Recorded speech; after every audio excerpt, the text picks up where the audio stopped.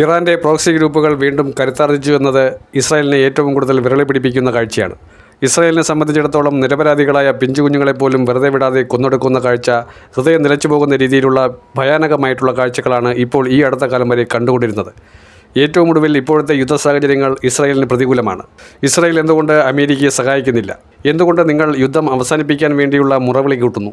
നിങ്ങൾ എന്തുകൊണ്ട് ഇറാനെ ഭയപ്പെടുന്നു എന്ന ചോദ്യം ആവർത്തിക്കുമ്പോൾ പ്രോക്സി ഗ്രൂപ്പുകൾ അതിനുള്ള മറുപടി ആയുധം കൊണ്ട് തന്നെ കൊടുക്കുകയാണ്. വളരെ വൈകാതെ തന്നെ പ്രോക്സി ഗ്രൂപ്പുകൾ വ്യക്തമായി ഇസ്രായേലിന് മറുപടി കൊടുക്കും. ഇസ്രായേലിൻ്റെ ഗർവ് അടക്കും. ഇസ്രായേലിനെ അടിച്ചൊതുക്കുന്ന രീതിയിലുള്ള നീക്കങ്ങളാണ് ഹമാസും ഹിസ്ബുള്ളയും നടത്തുന്നത്. ഹൂതി വിമതർ അവരുടെ പടയൊരുക്കം തുടങ്ങിക്കഴിഞ്ഞിരിക്കുന്നു എന്നതിൻ്റെ ഏറ്റവും ഒടുവിലത്തെ രൂപരേഖയാണ് ഇപ്പോഴുണ്ടാകുന്ന ചില പ്രത്യാക്രമണം. ഇസ്രായേലിലെ പ്രധാന കേന്ദ്രങ്ങൾ, വാണിജ്യ കേന്ദ്രങ്ങൾ അടിച്ചു തകർത്തുകൊണ്ട് ഇസ്രായേലിലെ സാമ്പത്തിക ഭദ്രതയെ പിടിച്ചുകുലുക്കുക എന്നതുകൂടിയാണ് ഇറാൻ്റെ പ്രോക്സി ഗ്രൂപ്പുകളുടെ ശ്രമം. ഈയൊരു ഘട്ടത്തിൽ ഇറാനോട് നേരിട്ട് യുദ്ധം ചെയ്ത് ഇസ്രായേലിന് ഇനി 10 മടങ്ങ് ശക്തിയാർജിക്കാൻ കഴിയില്ല. ഇസ്രായേൽ ഇപ്പോൾ ഡിഫൻസീവ് രീതിയിലേക്കാണ്. ഇറാനാണെങ്കിൽ ഏറ്റവും അഗ്രസീവായി യുദ്ധം ചെയ്തുകൊണ്ടിരിക്കുകയാണ്. ഇറാനെ സംബന്ധിച്ചിടത്തോളം ഇതിനപ്പുറത്തേക്ക് ഇനിയൊന്നും വരാനില്ല.